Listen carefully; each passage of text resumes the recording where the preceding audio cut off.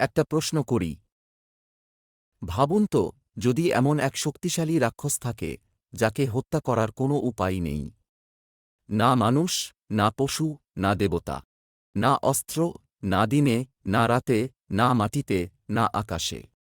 আপনারা ভাবতে পারেন, সে তখন নিজেকে কি ভাববে? হ্যাঁ, সে ভাববে, সেই ঈশ্বর। কিন্তু যখন ঈশ্বর নিজে এক অনন্ত অলৌকিক রূপে আবির্ভূত হন, তখন কি ঘটে সেই অহংকারী শক্তির? আপনারা আজ জানবেন এমন এক অবতার সম্পর্কে, যিনি ছিলেন ভয়ঙ্কর, অপ্রতিরোধ্য এবং একমাত্র ধর্ম রক্ষার প্রতীক। এই রূপের নাম নরসিংহ। ভগবান বিষ্ণুর চতুর্থ অবতার, যিনি এসেছিলেন এক নিষ্পাপ শিশুর বিশ্বাস রক্ষা করতে আর এক রাক্ষস রাজাকে শাস্তি দিতে। পুরাণ অনুযায়ী দুই অসুর ভাই ছিলেন, হিরণ্যাক্ষ এবং হিরণ্যকশিপু। হিরণ্যাক্ষকে ভগবান বরাহ অবতারে হত্যা করেন। তারপর হিরণ্যকশিপু প্রতিজ্ঞা করেন, সে প্রতিশোধ নেবে। সে দীর্ঘ তপস্যার মাধ্যমে ব্রহ্মাকে তুষ্ট করে এবং বর চায়, আমার মৃত্যু যেন না হয়, না মানুষ দ্বারা, না পশু দ্বারা, না অস্ত্র দ্বারা, না দিনে, না রাতে, না ভেতরে, না বাইরে, না আকাশে, না মাটিতে। আপনারা ভাবতে পারেন, এমন এক বর পাওয়ার পর হিরণ্যকশিপুর দম্ভ কতটা বেড়ে যায়। সে নিজেকে ঈশ্বর বলে ঘোষণা করে সব ধর্ম নিষিদ্ধ করে দেয়, বিষ্ণু ভক্তি বন্ধ করে দেয়।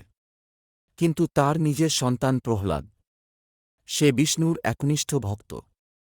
প্রহ্লাদ ছিলেন ছোট্ট একটি শিশু, কিন্তু তার বিশ্বাস ছিল অটল, নিঃশর্ত, গভীর। আপনারা জানেন, হিরণ্যকশিপু বারবার তাকে হত্যা করতে চেয়েছিল, আগুনে ফেলে, পাহাড় থেকে ঠেলে, বিষ খাইয়ে, তবুও প্রতিবারই প্রহ্লাদ অলৌকিকভাবে রক্ষা পায়। অবশেষে হিরণ্যকশিপু রেগে গিয়ে বলে, তোর ঈশ্বর কোথায়? আমি কি তাকে এই স্তম্ভে দেখতে পাব? প্রহ্লাদ শান্তভাবে বলেন, হ্যাঁ, তিনি সর্বত্র আছেন, এই স্তম্ভেও। ঠিক তখনই ঘটে এক অলৌকিক ঘটনা। স্তম্ভ ফেটে বেরিয়ে আসেন এক অবর্ণনীয় রূপ, আধা মানব আধা সিংহ। চোখে ছিল অগ্নি, মুখে গর্জন। এই রূপের নাম নরসিংহ। তিনি ছিলেন না মানুষ, না পশু। সন্ধ্যাবেলা, না দিন, না রাত। দরজার চৌকাঠে, না ভিতরে, না বাইরে। তিনি হিরণ্যকশিপুকে বসিয়ে, নখ দ্বারা, অস্ত্র নয়, ছিন্ন ভিন্ন করে দেন। আপনারা যদি কখনো মনে করেন আপনি একা, তবে মনে রাখবেন, সত্য ও বিশ্বাস থাকলে ভগবান নরসিংহের মতো শক্তি ঠিক সময়ে আপনাদের পাশে থাকবে। এই গল্প আমাদের শেখায়, অহংকারের শেষ আছে, কিন্তু বিশ্বাসের নয়। ও নৃসিংহায় নমঃ। ভালো লাগলে লাইক, সাবস্ক্রাইব আর শেয়ার করতে ভুলবেন না। ধন্যবাদ।